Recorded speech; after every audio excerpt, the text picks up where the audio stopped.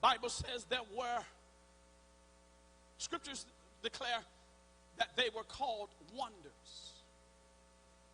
We call them plagues. God called them wonders. God says, I'm going to work my wonders in Egypt.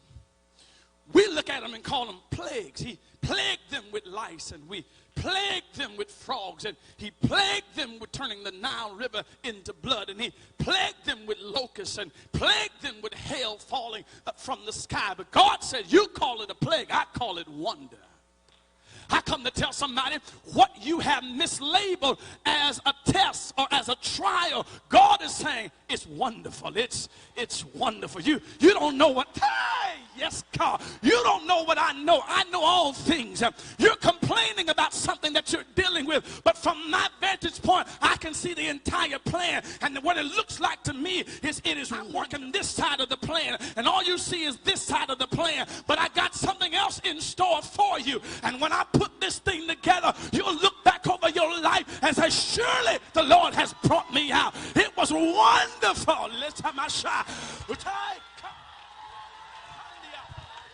Look at your neighbor and say, it's wonderful. It's wonderful. It may not feel like it. It may not seem like it. But God told me to tell somebody where you are right now, the tears you cry right now, God said, it's wonderful. It's wonderful. It's if you knew what I knew, you would give God a praise because he's working. The Bible says all things work together, the good and the bad, the happy and the sad. It's all working for my good. Give your neighbor a holy high five and say, it's working, it's working, it's working. The Bible says he gives them a final wonder. Said the death angel is getting ready to ride through Egypt. The only difference between you and Egypt is that you are supposed to have blood all your doorposts. I wish I had time to really deal with this. I tell you that even though they belong to God, they were not the most spiritual people. They were not the most holy people.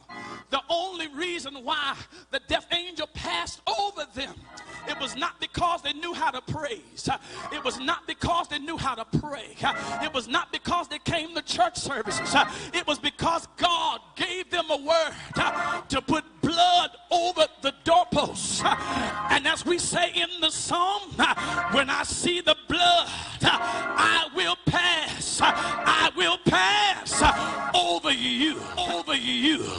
Lean on your neighbor and tell your neighbor, say, hey neighbor, the only reason why I'm still here today is because I got blood.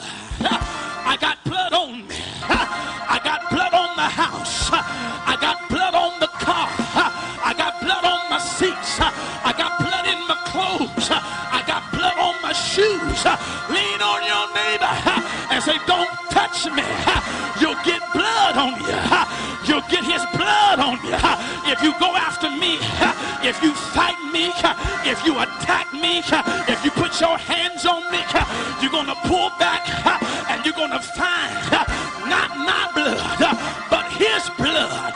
His blood is on. The Bible declares, and the Lord caused an east wind to blow all that night. I need you to lean on your neighbor.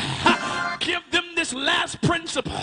Say, neighbor, if you can stand the wind, God's gonna make a way. There's a windstorm blowing in my life, but if I hang on in there, God's gonna blow away from me. Your clothes are flying. You look crazy. Your wig is twisted. Your hair is gone. Your tie is crooked. I'm in a windstorm, but I'm hanging in there because God is making a way in a windstorm. The same God that started the wind in the